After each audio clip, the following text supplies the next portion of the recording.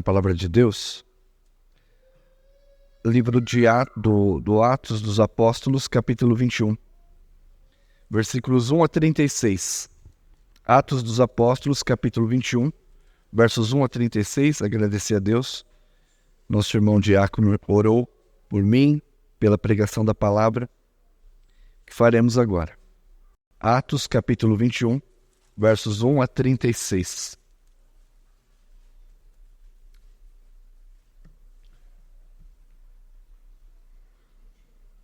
Atos 21, de versículo 1 a 36. Essa semana, nossa denominação completou 165 anos. É uma das pioneiras do trabalho evangélico no Brasil. Isso com a graça de Deus, evidentemente, mas também com muitos esforços. Missionários como Simonton, aqui no Sudeste, George Butler, mais um pouco à frente no Nordeste, e muitos outros. Falando de história recente, igrejas como a Igreja Presbiteriana de Sapopemba, que empenhou esforços para que esta igreja aqui estivesse hoje constituída. E nesse trabalho missionário, também muitas vezes perseguidos, enfrentando desafios enormes, acometidos por doenças, perdendo familiares, como no caso de Simonton, perdeu sua esposa querida pouco tempo estando aqui no Brasil, cercados por sofrimento, contudo, sempre na certeza da divina providência, que confere a verdadeira esperança ao mais dorido coração. Sem a providência de Deus e a orientação do Espírito que nos traz esperança, todos esses sofrimentos nos fariam desistir da caminhada. Então, celebramos a Deus, a história da missão, porque temos completado 165 anos. A missão que recebemos de Jesus, conforme registrado em Mateus, capítulo 28, indo por todo o mundo, fazei discípulos de todas as nações. Esta missão está inevitavelmente conectada à abnegação e, às vezes, privação, em menor ou maior intensidade. Eu me lembro que o reverendo Russell Shedd, pastor batista, já no finzinho da sua carreira, disse que não foi digno de sofrer pelo nome de Cristo, que ele levou uma vida muito boa. É compreensível que ele diga isso, mas na verdade ele também, um exemplo, ainda quem diga não tenha sofrido, de algum modo, maior ou menor intensidade, abnegou a si mesmo e sofreu privação. Ele, por exemplo, é um missionário americano, morou na Venezuela e depois veio para o Brasil, tornando-se uma bênção. Então, irmãos, aqui nesta breve introdução e que vai preparar-nos para a mensagem, nós que fomos chamados a obedecer, nós que somos convocados à evangelização, tenhamos em mente que há um custo pessoal envolvido. Você que foi chamado para ser discípulo de Cristo, nesta igreja, os membros da classe de catecúmenos, é inevitável que haja um custo pessoal envolvido neste trabalho. Em todas as áreas, desde a comunhão que nós tivemos lá, nossa comissão de eventos, a comissão de música, ao som, a pregação, a diaconia, a evangelização dos pequenos grupos. Não há um só movimento evangelístico sequer que em alguma medida não requererá de nós custo pessoal. E eu peço a Deus que nos encoraje para continuar o ministério. Na passagem de hoje, irmãos, Lucas registra como o apóstolo Paulo estava disposto a morrer pelo testemunho de Cristo se preciso fosse. Demonstra que Paulo estava disposto a morrer pelo Evangelho de Cristo, se preciso fosse. Então nós veremos isso. E o propósito da mensagem nessa semana de aniversário é encorajá-los a continuar a missão. Na direção do Espírito Santo, como nós veremos nessa passagem, e ao mesmo tempo ancorados no sacrifício da cruz de Cristo. Se não for a cruz de Cristo, se nós não estivermos unidos com Ele, mortos com Ele na cruz e ressuscitados, dificilmente nós suportaríamos estas adversidades. Sendo assim, irmãos, capítulo 21, pensando no contexto, só para dar continuidade, estamos aqui falando da terceira viagem missionária. O apóstolo Paulo viajou para fortalecer as igrejas e encorajar os irmãos. Paulo concluiu a terceira viagem missionária em Éfeso. 3 anos, esteve por ali, depois passou pela Grécia, passou pela Macedônia e retornou. E nós estamos falando disso, do retorno. Ele para um pouquinho lá na Ásia Menor para conversar com os presbíteros de Éfeso, capítulo 20, que nós vimos. E Paulo então está se dirigindo a Jerusalém. Paulo tem um plano agora no retorno. Ir a Roma para pregar o evangelho ali, mas antes de ir a Roma ele pretende ir a Jerusalém. Com 2 propósitos básicos. Primeiro, entregar um voto de Nazireu. E segundo, que isso só podia ser feito no templo. Em segundo lugar, para entregar as ofertas recolhidas durante anos aos pobres da Judéia. Você deve se lembrar que Ágabo, o profeta, disse que haveria uma grande fome no tempo de Cláudio, e houve. Então, nessa terceira viagem missionária, Paulo recolhe as ofertas e, junto com uma comissão de homens eleitos pela igreja, quer entregar essas ofertas em Jerusalém. Então, registra o retorno, sua prisão provisória, até o julgamento em Roma. Então, dos capítulos 21 até o 28, a história é sobre os tribunais pelos quais Paulo passa e como o evangelho chega a Roma. E, por fim, ele é absolvido. O propósito do capítulo 21, então, repito, enfatizar a abnegação de Paulo e a convicção do seu chamado, e, em segundo lugar, registrar como o Espírito Santo prepara o apóstolo Paulo para enfrentar o sofrimento. Versículos 21, 1 a 3. Depois de nos apartarmos, fizemos-nos a vela e, correndo em direitura, chegamos a Cós. No dia seguinte, a Rhodes e dali a Patara.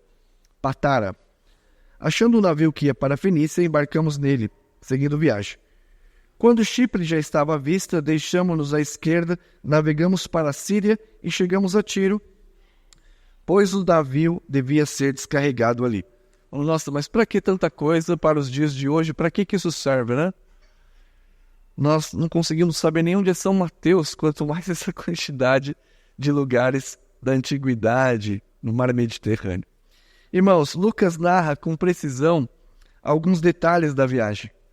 Ele é um historiador, não no sentido da metodologia atual, mas ele é um historiador preocupado em descrever as situações tal como elas são. Então ele usa conhecimentos da navegação, da geografia, a semelhança de um diário de bordo. Quem aqui já teve a oportunidade de ler a Carta do Descobrimento? O diário de bordo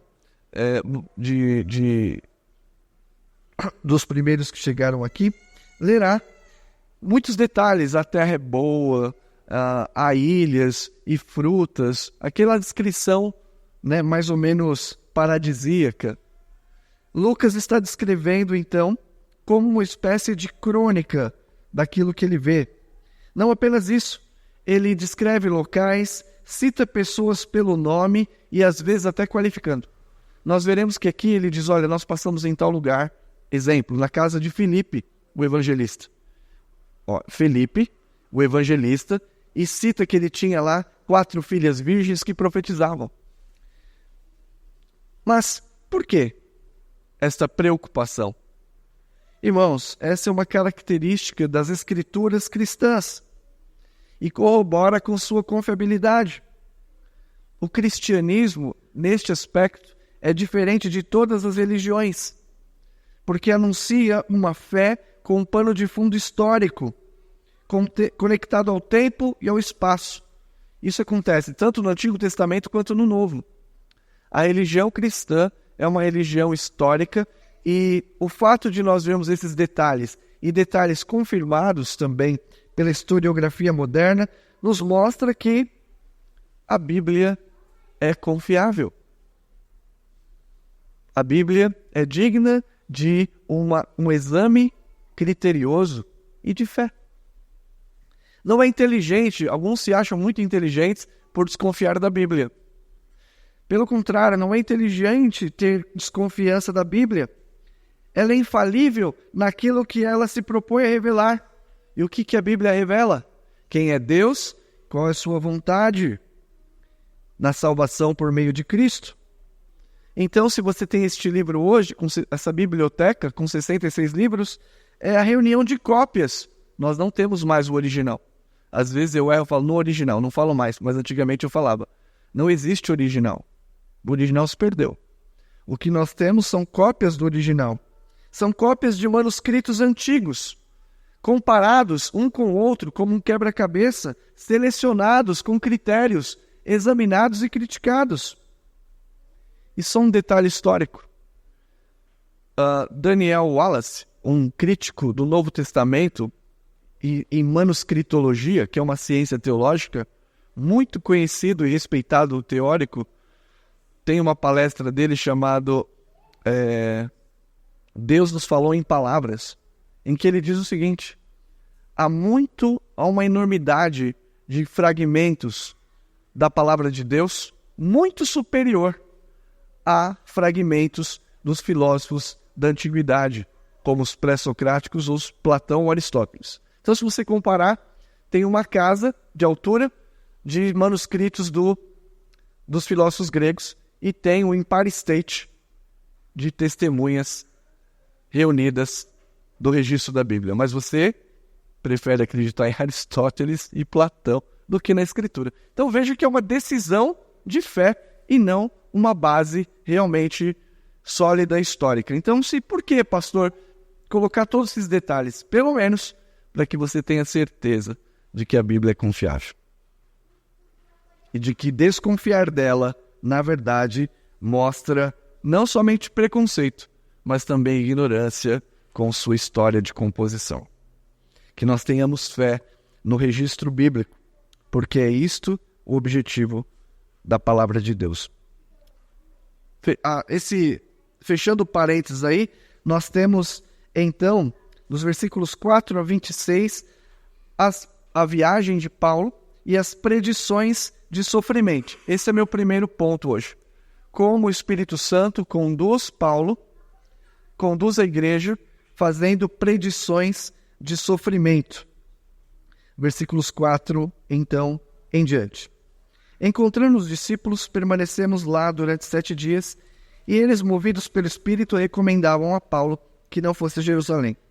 Passados aqueles dias, tendo-nos retirado, prosseguimos viagem acompanhados por todos, cada um com sua mulher e filhos, até fora da cidade, ajoelhados na praia, oramos, e despedindo-nos uns dos outros, então embarcamos, e eles voltaram para casa. Então, o Espírito Santo está movendo a igreja. Daqui a pouco eu faço os comentários, leiamos primeiro. Quanto a nós, concluindo a viagem de Tiro, chegamos a Ptolomaida, onde saudamos os irmãos, passando um dia com eles. No dia seguinte, partimos e fomos para Cesareia. E entrando na casa de Filipe, o evangelista, que era um dos 7, ficamos com ele. Tinha 4 filhas donzelas que profetizavam. Demoramos-nos ali alguns dias, desceu a Judéia um profeta chamado Ágabo, e vindo ter conosco, tomando o cinto de Paulo, ligando com ele os próprios pés e mãos, declarou isto: isto diz o Espírito Santo. Assim os judeus em Jerusalém farão ao dono deste cinto e o entregarão nas mãos dos gentios. Quando ouvimos essas palavras, tanto nós como os daquele lugar, rogamos a Paulo que não subisse a Jerusalém. Então ele respondeu: Que fazeis chorando e quebrantando meu coração? Pois estou pronto não só para ser preso, mas até para morrer em Jerusalém, pelo nome do Senhor Jesus. Como, porém, não o persuadimos, conformamos e dissemos, faça-se a vontade do Senhor. Essa aqui não é uma resignação, falar, não tem outro jeito, vai ser isso mesmo. Não, eles estavam convictos de que essa era a vontade de Deus. Passados aqueles dias, tendo feito os preparativos, subimos para Jerusalém. Então ele continua, apesar das revelações aí de, olha, você vai sofrer. E alguns dos discípulos também vieram da Cesareia conosco, trazendo consigo Nasson, natural de Chipre, velho discípulo, com quem deveríamos nos hospedar. Tendo nós chegado a Jerusalém, os irmãos nos receberam com alegria. No dia seguinte, Paulo foi conosco encontrar-se com Tiago e todos os presbíteros se reuniram. Já chegou em Jerusalém. E tendo-o saudado, contou minuciosamente o que Deus fizera entre os gentios por seu intermédio. E a resposta dos presbíteros da igreja. Ouvindo-o, deram eles glória a Deus e disseram, bem vês, irmãos, quantas centenas de milhares há entre os judeus que creram e todos são zelosos da lei. E foram informados a teu respeito. Veja, mais um alerta. Que ensinas todos os judeus entre os gentios a apostatarem de Moisés, dizendo-lhes que não devem circuncidar os filhos, nem andar segundo os costumes da lei. Que se há de fazer, pois, certamente saberão da tua chegada. Faze, portanto, o que te vamos fazer. Estão entre nós 4 homens que voluntariamente aceitaram votos. Toma-os, purifica-te com eles e faz a despesa necessária, para que raspem a cabeça. E saberão que não é verdade o que se diz a teu respeito, e que, pelo contrário, andas também tu mesmo guardando a lei. Quanto aos gentios que creram, já lhe transmitimos decisões para que se abstenham das coisas sacrificadas a ídolos, do sangue, da carne de animais sufocados e das relações sexuais ilícitas. Então, Paulo, tomando aqueles homens no dia seguinte, tendo purificado com eles, entrou no templo, acertando o cumprimento dos dias da purificação, até que se fizesse a oferta em favor de cada um deles. Então, o Espírito Santo move a igreja a recomendar que ele não fosse a Jerusalém. Verso 4. Encontrando os discípulos, permanecemos lá durante 7 dias, e eles, movidos pelo Espírito, recomendavam que não fosse a Jerusalém. Essa palavra recomendados, falaram-lhe. E essa palavra falaram-lhe é falar várias vezes. Então eles repetiam. Você ficou lá 7 dias, no dia 1 falaram, Paulo, não vai não. Passava o dia. No outro dia, Paulo, o Espírito está me indicando aqui que talvez você sofra. E a igreja dizia, não vai não. E durante esse tempo, Paulo permaneceu convicto e não deixa de ir a seguir o seu caminho. Tá bom? Então nós vemos aqui uma coisa. O Espírito Santo estava dirigindo a missão. E ele já havia dito a Paulo o seguinte, é importante. Abra sua Bíblia, capítulo 20.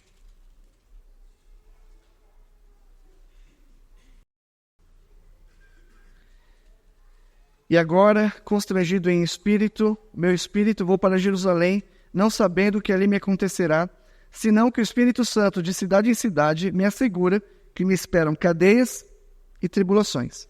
Porém, nada considero a vida preciosa para mim mesmo, contanto que complete a minha carreira, o ministério que recebi do Senhor Jesus, para testemunhar o evangelho da graça de Deus.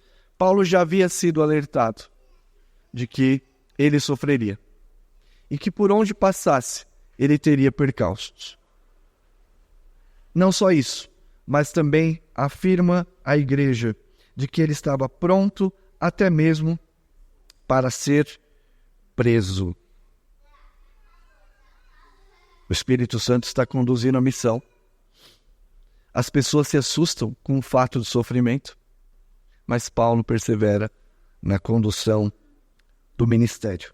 Depois, isso aconteceu em Tiro. Depois, em Cesareia, os irmãos viram que Deus manda um profeta chamado Ágabo.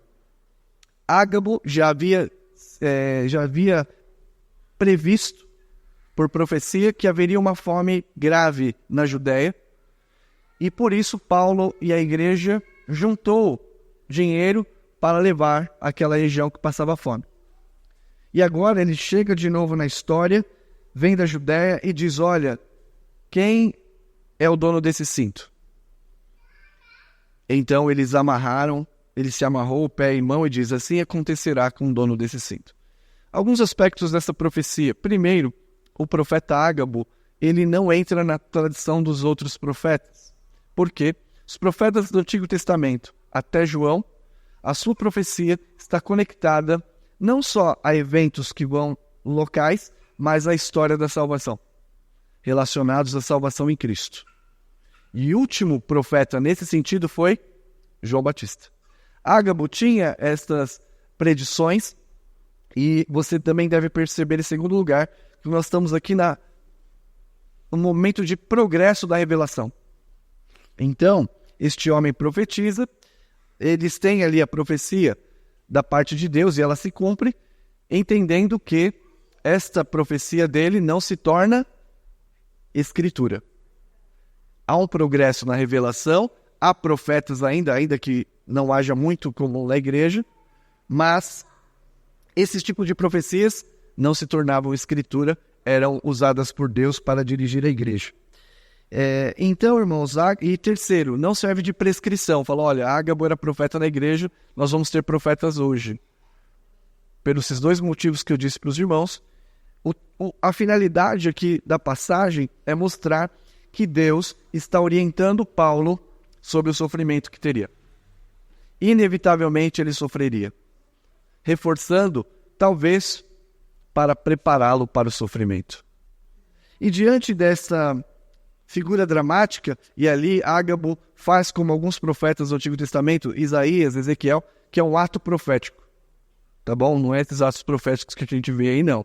Por exemplo, Isaías teve que andar descalço e com metade nas nádegas de fora durante muito tempo. Nenhum profeta quer ato profético desse jeito hoje, né? Então veja. E aqui, esse ato profético consistia em se amarrar. Isso assemelhava-se ao profeta do Antigo Testamento. Isso assustou a igreja. Aparentemente assustou a igreja. Porque quando eles ouviram aquilo e viram a mensagem, disse, Paulo, não vai. E tentaram persuadir Paulo, falando, não vai, Paulo, não vai. E ele diz, eu vou. E olha só porque ele diz, eu vou. Versículo 13. Então ele respondeu, o que fazeis chorando e quebrantando meu coração? Pois estou pronto não só para ser preso, mas para morrer em Jerusalém pelo nome de Jesus. Apesar do risco, o apóstolo Paulo está indo para cumprir o seu propósito, levar o voto que havia feito, as ofertas de misericórdia das igrejas gentílicas, ainda que tivesse de passar por sofrimentos. E isso não é distante de nós. No ano passado, ou retrasado, os missionários, que nós somos parceiros na Ásia, estiveram aqui. E uma irmã fez uma pergunta. Fala, vocês sabem que esse país é fechado. Vocês sabem que você corre risco de vida. Meio constrangido até. Falam, por quê? Vocês sabem, vocês vão? E a resposta dos missionários foi, sim, o Senhor nos chamou. Nós poderíamos demovê-los dessa ideia, não vá, mas seja feita a vontade do Senhor. Seja feita a vontade do Senhor. Simonton morreu de febre amarela. George Butler foi ameaçado de ser esfaqueado com uma faca. O médico amado. As pessoas que vinham para o campo missionário brasileiro podiam morrer de doenças comuns naquela época, intolerância. Saíram do conforto dos seus países, estabelecendo-se até o fim das vidas. Alguém precisou abdicar de si mesmo para que nós estivéssemos aqui hoje. O Senhor nos dê perseverança. E uma pergunta que eu faço é se essa igreja estiver com a porta fechada, ela fará falta?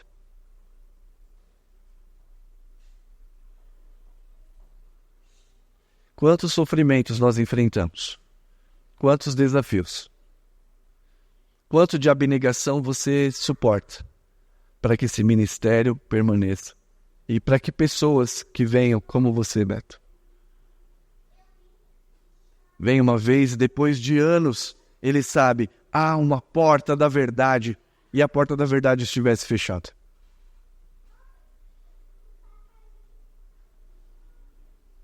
Irmãos, Paulo declarou ter certeza de que ele sofreria e que a missão implica em abnegação. Mas o Cristo, testemunhar de Cristo, era mais valioso que a sua vida. Então, irmãos, não há espaço na Escritura para um evangelho sem custo dos discípulos. Não há espaço para esse tipo de evangelho fofinho. O Senhor Jesus disse: quem quer vir após mim, a si mesmo se negue. Dia a dia tome a sua cruz e siga-me. E eu tenho mostrado que, em alguma medida, mais intensa ou menos intensa, todos aqueles que assumem ministérios devem estar convictos de que poderão sofrer privações, terão de abrir mão de si, por amor da cruz de Cristo. Antes de assumir o apostolado, nós estamos aqui vendo as predições de sofrimento e a entrega abnegada de Paulo. Antes de assumir o apostolado, Paulo, a velha identidade de Saulo precisava morrer. Saulo inspirava ameaças contra a igreja, estava indo prender cristãos, mas ele encontrou com Cristo ressuscitado. Jesus Cristo ressuscitou ao terceiro dia. Esteve 40 dias entre os discípulos. Paulo era um perseguidor de Cristo e ele estava ali pronto a desferir a sua espada contra os seus servos. Cristo se interpôs no caminho. Ele viu aquele brilho. Caiu do cavalo, ficou cego. Quem és tu, Senhor? Eu sou Jesus, a quem tu persegues. Aquele encontro com um homem que estava morto e reviveu, transformou completamente a sua perspectiva de vida. O apóstolo Paulo então registra na carta aos Gálatas, no capítulo 2, versículos 19 e 20. Estou crucificado com Cristo.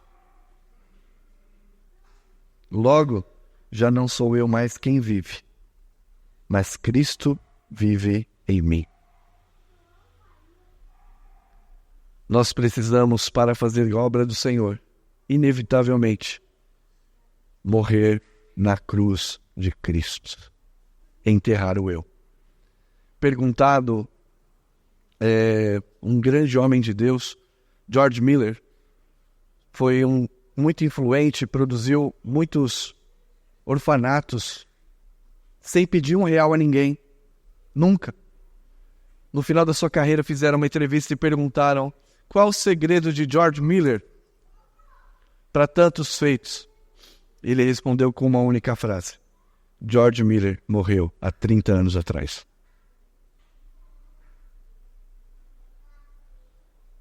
Você morreu com Cristo? Você era Saulo e tornou-se Paulo? Morre Saulo, ressuscita Paulo, unido com Cristo pela fé. Por isso Paulo suportaria a sombra da morte. Passaria pela morte física, porque Cristo passou pela morte e deu vida eterna. O exemplo, o reverendo Russell Shedd, novamente, de um pregador famoso, um teólogo importante, perdeu sua esposa. A filhinha perguntou: pai, se Jesus morreu na cruz para nos dar vida, por que a mamãe está morta? O homem esperou sem uma resposta.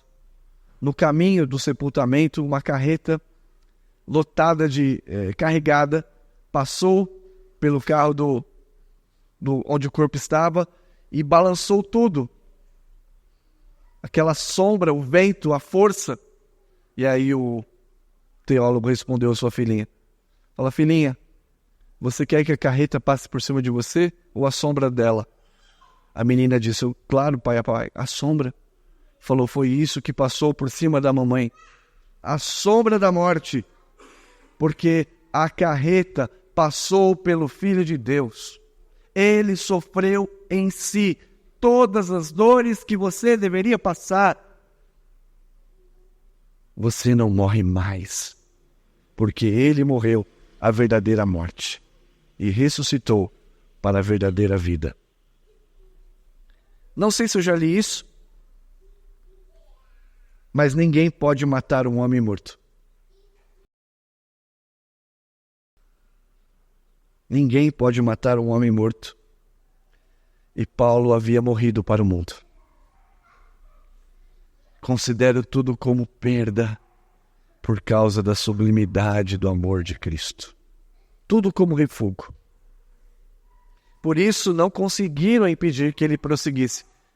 Falou, meus irmãos, como é que eles vão matar alguém que já morreu? Eu não sou mais eu. Cristo vive em mim.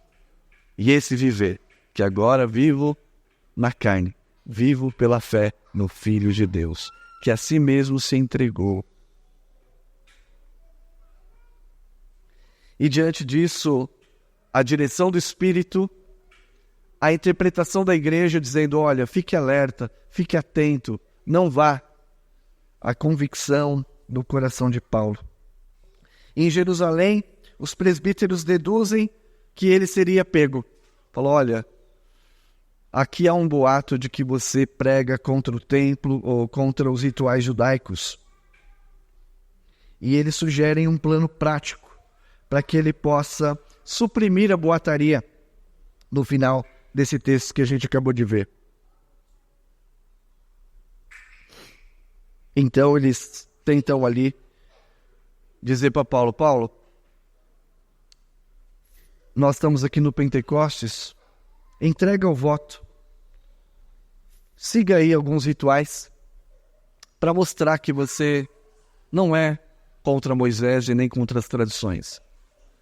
O apóstolo Paulo, então, ouve isto e para não escandalizar os cristãos ali, judeus, ou a cultura do seu país, ele entrega esse voto. Aqueles homens se prepararam, mas basicamente aqui nós estamos falando do nazireado. Era um voto em que a pessoa colocava algum pedido diante de Deus e ele então declarava algumas privações. Não bebia vinho, não cortava o cabelo, não podia tocar em mortos durante um prazo. E na entrega desse voto, ele rapava o cabelo e também entregava sacrifícios, sacrifício de carne, de animais. Paulo, então, faz a purificação necessária e durante um tempo fica ali com a igreja. Agora pense só nisso. Você sabia que eu estou chocado até agora com isso? Você lê a Bíblia, lê e nunca sabe nada. Eu estou chocado com isso, que até mudou algumas perspectivas sobre algumas coisas que eu já falei errado, vou ter que ensinar de novo. Como o princípio de Paulo que nós lemos durante a liturgia.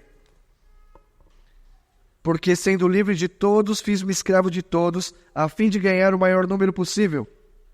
Procedi como judeu para com os judeus, a fim de ganhar os judeus para os que vivem em regime da lei, como eu mesmo vivesse para ganhar os que vivem debaixo da lei, embora não esteja debaixo da lei. Uma coisa é você ler isso. Uma coisa é você ver que ele foi lá e entregou o sacrifício de sangue. Coisa que já não tem mais nenhum valor para a nova aliança. Tanto é que alguns acusam Lucas de criar um Paulo que não existe na história com esse versículo. Mas Paulo, então, ele está de tal modo livre em Cristo que ele é emancipado. Ele é maior de idade. Mas se precisar, ele volta a fazer as coisas de criancinha. Para que o evangelho da cruz seja propagado. Para que a unidade da igreja seja mantida. Então, quando a igreja se divide por costumes, nós estamos realmente ainda não alcançamos a mentalidade de liberdade que o Evangelho dá.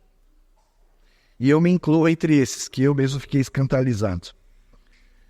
No bom sentido, escandalizado porque eu vi e falo, nossa, como eu era tacanha. Não sou, né? Tacanha, bairrista, em muitos aspectos. Provinciano. Aqui o ponto fundamental, encerrando esta parte, é que o apóstolo Paulo é capaz de, por causa da obra de Cristo, ser apóstolo dos gentios, comer com eles. Mas ao mesmo tempo, né, livrando-se de certos costumes, como carne sufocada e oferecida a ídolo. E ao mesmo tempo oferecer sacrifícios no templo. Ele está preocupado e sensível à cultura. Ele vai até lá e entrega as ofertas dos gentios para os judeus. Dinheiro. Para quê? Para que haja essa unidade. Ele vai ao templo e oferece aqueles sacrifícios. Por causa da consciência frágil dos judeus. Mostrando que a interpretação deles era falsa. A acusação de que ele pedia para os gentios se apostatarem. E nos versículos 27 a 40, nós não leremos. Vocês podem ler em casa. Eles capturam Paulo, espancam. Depois de alguns dias, socorro! O apóstolo estava aqui. E aí começaram a pedra, porrada e bomba. Até que por fim chega um soldado romano, centurião, tira Paulo daquela turba e o leva em segurança. E a porta do templo se fecha. O que Lucas está indicando aqui, depois de toda essa história, do capítulo 1 ao 20, os judeus permaneceram-se endurecidos para a graça de Deus que há em Cristo Jesus.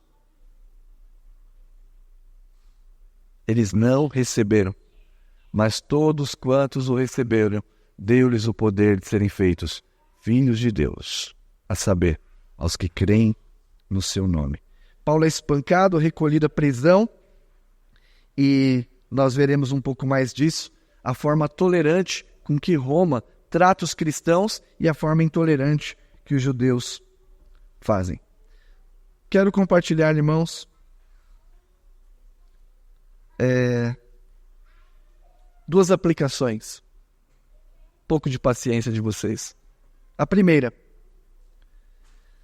às vezes nós temos dificuldade em obedecer o Espírito Santo em algumas decisões.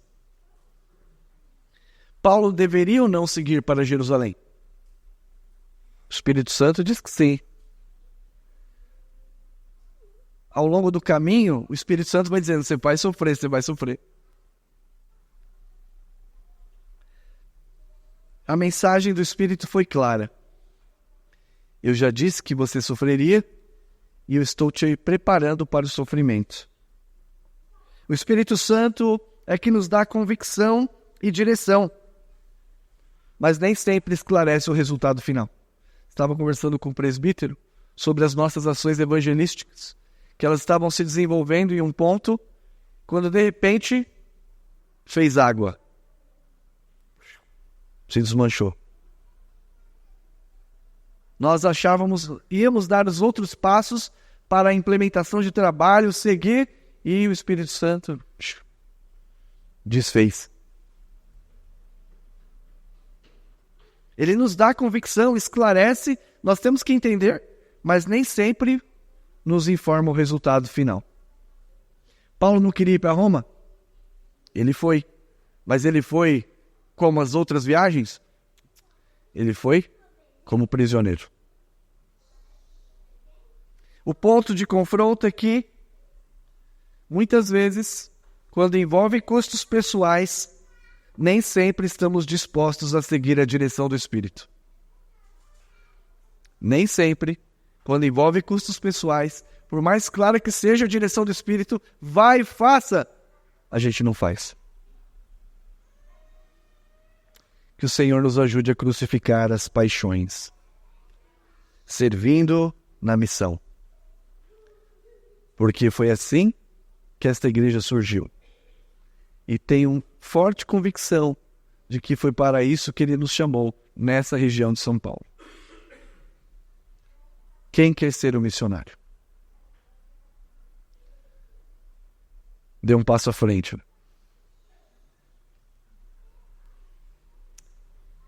Lembre-se que implica em um custo, em maior e menor intensidade, porque não há discipulado barato.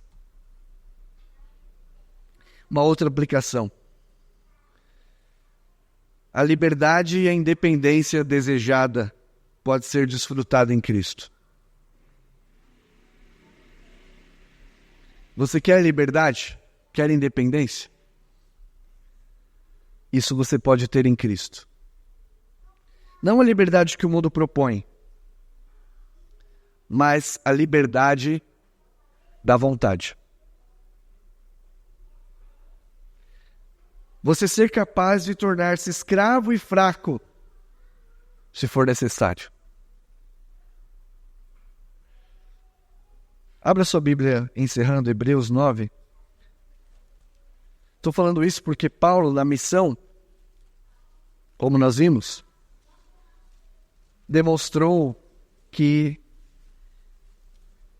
conseguia conviver entre gentios e judeus por causa dessa liberdade alcançada em Cristo. Hebreus 9, versículos 13 e 14.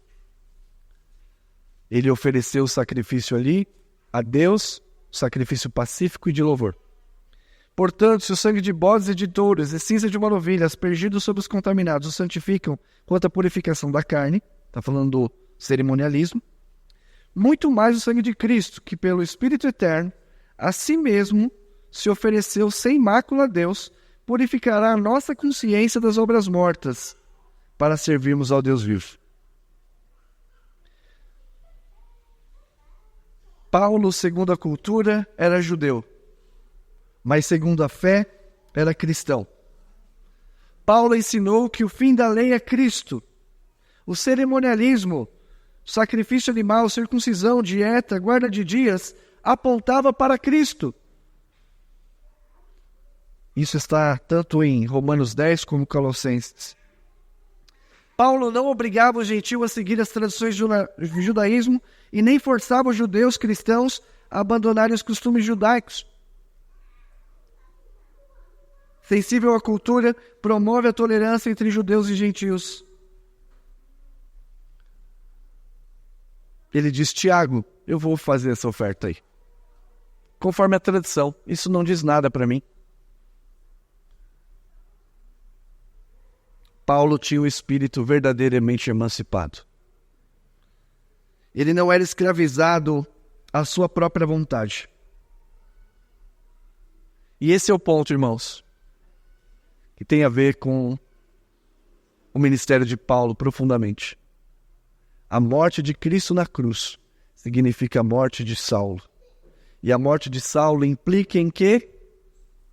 Em muitos momentos, na prática, nós vamos ter que abrir mão das nossas vontades, gostos, com grande alegria de consciência, para que Cristo seja manifestado.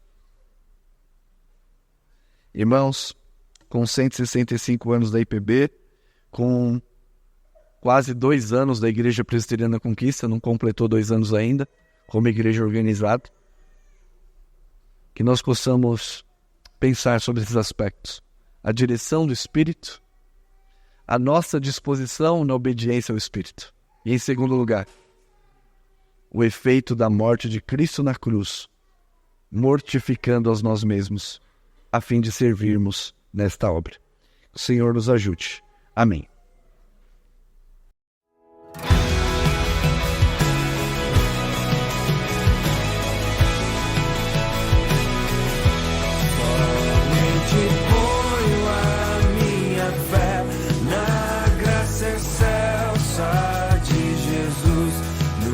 Sacrifício remidor no